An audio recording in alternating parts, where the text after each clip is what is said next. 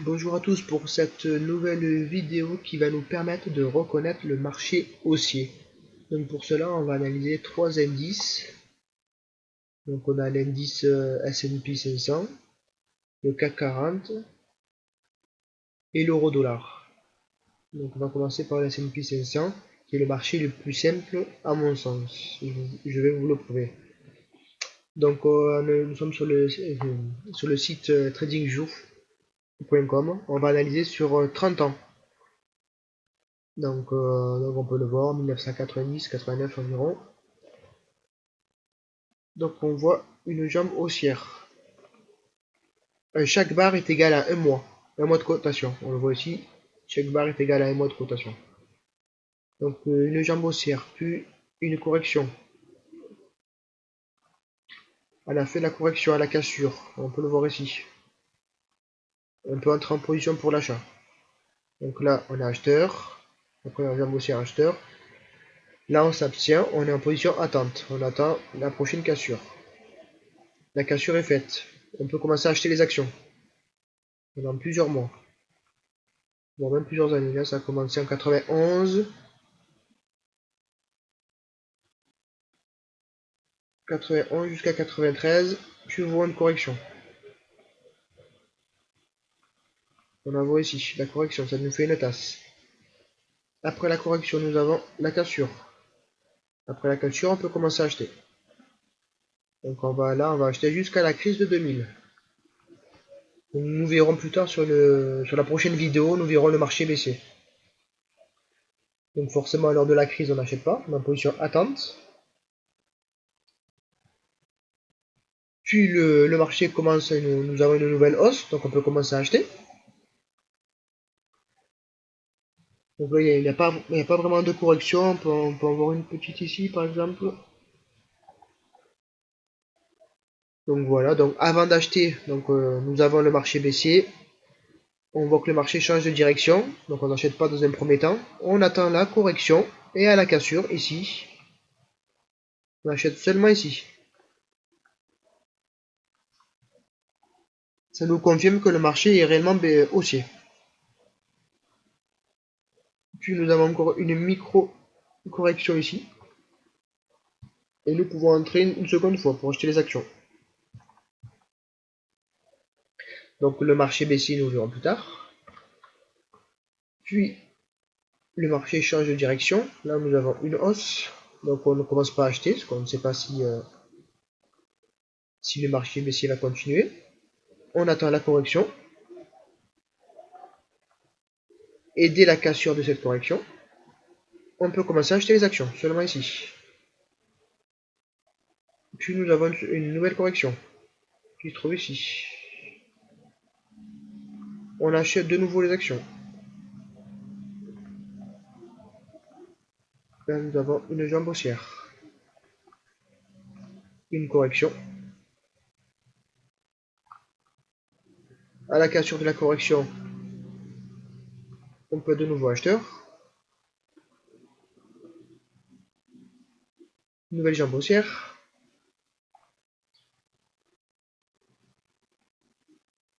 Nous avons une correction. À la sortie de la correction, ici, on peut être acheteur. Donc ici, nous avons la crise du Covid qui se trouve ici. Et depuis le Covid, nous pouvons voir que nous sommes haussiers. Nous n'avons pas réellement de correction. Donc pour l'instant, il faut être acheteur dans les actions américaines. Donc ensuite, nous allons analyser le CAC 40. Donc le CAC 40, donc toujours sur 30 ans. Donc nous avons une hausse. Une correction. Donc là, à la sortie de la correction à la cassure, on aura acheté sur cette bougie. On voit qu'on aurait été perdant.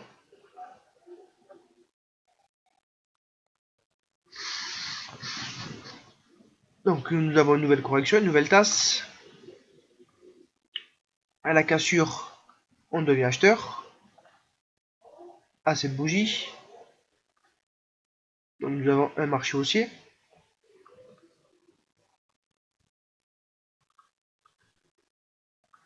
une correction. À la sortie, à la cassure, marché haussier, une hausse. Donc puis nous avons le marché baissier, la crise de 2000. Donc ensuite après la crise, donc la fin de crise, nous avons une hausse. Le cours qui se stabilise, la correction. Cassure de la correction, il aurait pu être acheteur ici. Pour la hausse. Puis la correction. Sortie de correction ici, à cette bougie. En acheteur. Et nous avons la crise de 2008. Donc les crises, nous le verrons lors de la prochaine vidéo. Donc ensuite, après la crise, nous avons une hausse. Donc on attend toujours la première hausse. Puis la correction. On aurait pu être acheteur ici, à la cassure. Mais on voit qu'on aurait été perdant.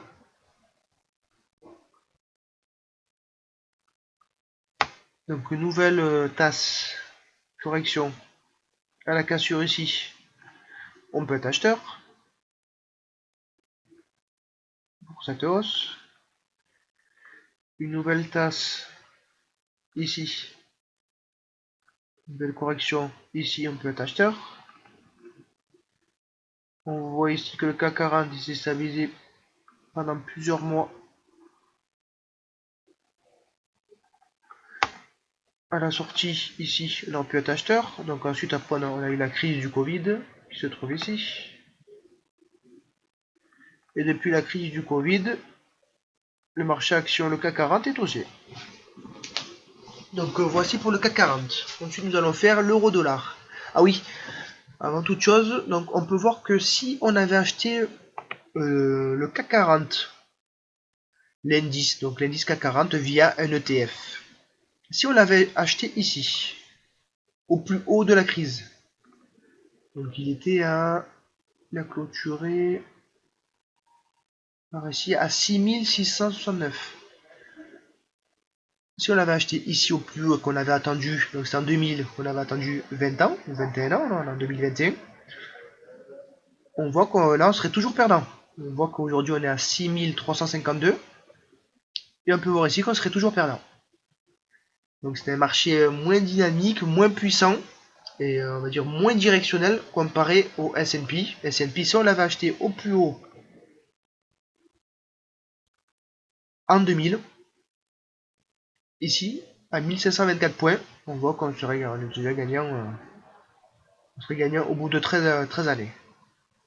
Donc on peut voir qu'à tout moment, en fait, si on avait acheté le marché américain ici, en 90, on serait gagnant, ici on serait gagnant, peu importe les crises, on serait gagnant tout le temps, parce que ce marché, il est unidirectionnel.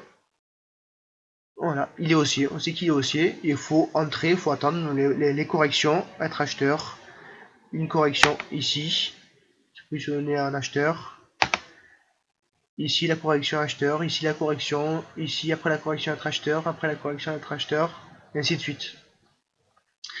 On voit que le CAC 40, c'est un marché plus difficile, surtout pour les particuliers, et qui nous donne moins d'indices. Donc il vaut mieux privilégier le S&P pour gagner. Donc on va finir cette comparaison avec le Forex, donc le marché du Forex, toujours pareil, depuis 30 ans. Donc on peut voir qu'ici qu'on a en fait on a plus d'une chance sur deux, parce qu'on sait qu'il faut acheter. Donc voilà, donc on sait que les marchés financiers on peut soit acheter soit vendre. Donc on a plus d'une chance sur deux, ici il faut acheter, il faut juste attendre le bon moment. On voit ici aussi qu'on a plus d'une chance sur deux, parce qu'on sait qu'il faut acheter aussi également, mais par contre on voit que si on l'avait acheté au plus haut de 2000, on ne serait pas gagnant. Donc il faudrait encore attendre. Et là, l'euro-dollar, c'est différent. Pour moi, là, l'euro-dollar, c'est un peu comme le loto, le casino, on a une chance sur deux. C'est plus compliqué, c'est plus technique, c'est possible de gagner, c'est beaucoup plus technique pour un particulier, et surtout qui débute. Quand je vois des publicités avec 10 euros de capital, on peut gagner 1 million d'euros, voilà quoi, je pense qu'il faut arrêter de rêver et garder les pieds sur terre. Donc on va analyser tout de suite. Donc on peut voir que si on l'avait acheté au plus bas de 2000, enfin plutôt si on l'avait vendu, on voit qu'on donc si on l'avait vendu ici en espérant qu'il chute, donc ici on était à peu près à 0,85, on l'aurait vendu ici pour aller dans les à 0,78, on voit qu'on serait perdant. Voilà.